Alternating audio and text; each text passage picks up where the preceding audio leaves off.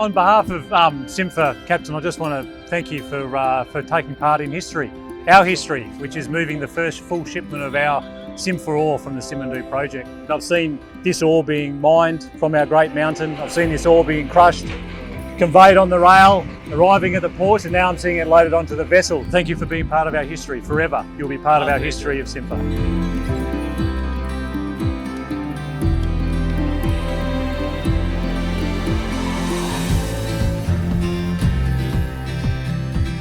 It feels awesome to be a part of this cargo, and we take great pride in delivering successfully this cargo. To be a part of first shipment of this SimFer, it feels great, and to receive from Mr. Chris, it's awesome.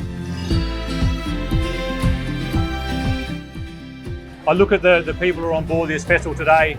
I look at all of our teams that existed across all of our scope being executed, all the people who have been involved with the construction of the SimFer project. This moment is really significant for all of them. This is the culmination of all those efforts to see our ore being loaded for the very first time.